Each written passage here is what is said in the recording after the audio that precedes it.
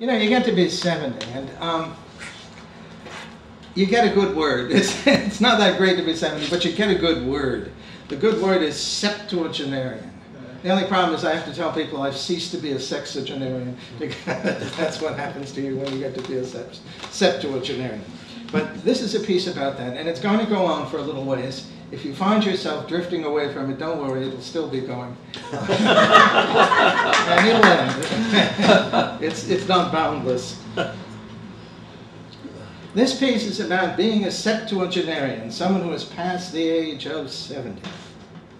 It's an interesting moment in one's life.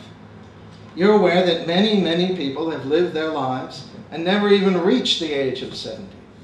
And you have friends who have had sometimes horrible diseases and who have died.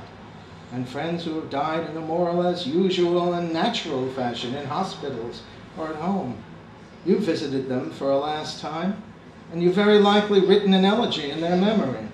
Hard not to write elegies, you've remarked. And yet, you feel all right. Not that different from when you were half your age and you were busily dealing with your infant son. There are problems, of course. I have diabetes, my knees are not all they were, some of my teeth are definitely doomed. But they are not problems that seem to determine all that much of my life. My wife Adele and I will soon be celebrating our 50th wedding anniversary. We have been living the life we live, doing many of the same things, for quite a long time now. We both think it's a good life, though there is the increased awareness at 70 plus that our friends' fates might yet be ours.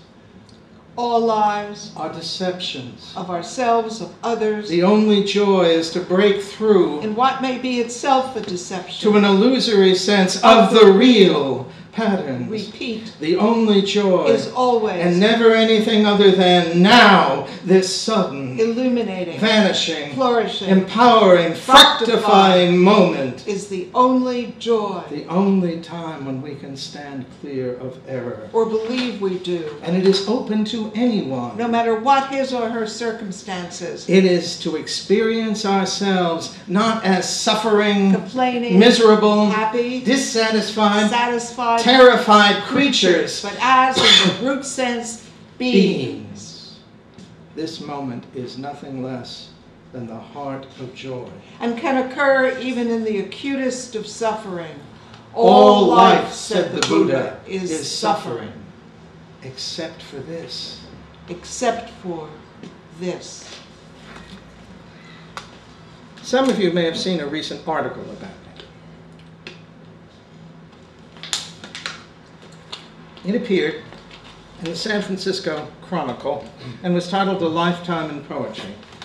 The article by Evan Karp was a beautifully written attempt to summarize my feelings about poetry, and particularly about my new book, Visions and Affiliations.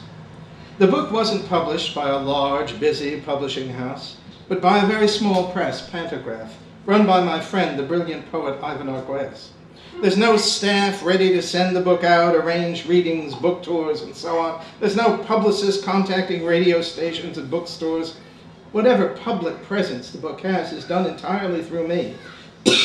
And as a result, many of my friends have been quite forthcoming in making suggestions about how I should go about the job of getting the book into the world. What you should do is this. Libraries will certainly be interested.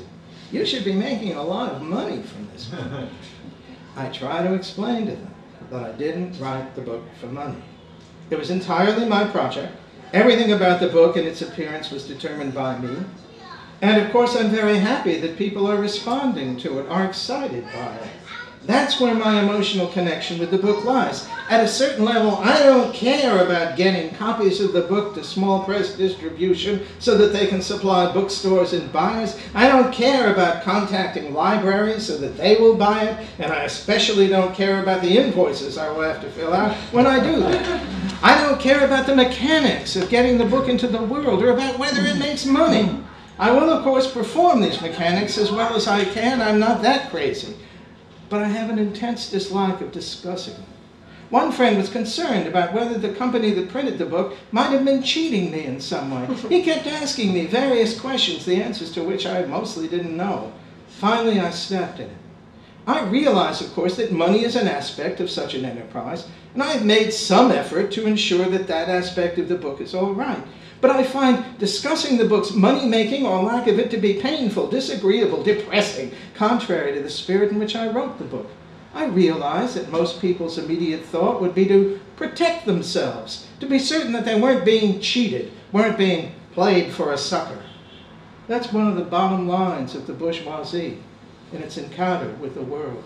That's individualism protecting itself. But I'm afraid that I have no desire to think in that way. I have, in fact, a real desire not to think in that way. Leslie Scalapino, Dennis Hopper, gone to their maker, proving that dust is only dust. no matter what or what's. Dennis Hopper, Leslie Scalapino, actor and poet. we are all dust, Even Hopper, even no Scalapino. matter what or what's. To this grave truth, We make obeisance. mortal are we. Like Leslie, Like Dennis, close their eyes. I seem to be receiving a fair amount of approbation in respect to visions and affiliations. But I wrote the book, as I've written all my books, to change people's awareness, to expand their sense of the world. Rilke again, you must change your life. Not to have them tell me how great I am. Someone said to me after a radio interview, "You've changed my sense of how I look at my poetry." That's something like my goal. You have to understand that you're dealing with a man obsessed. It's more, are you washed in the blood of the Lamb, than it is, don't you think I'm wonderful for having done such a thing? In any case, fame is a rather problematical proposition.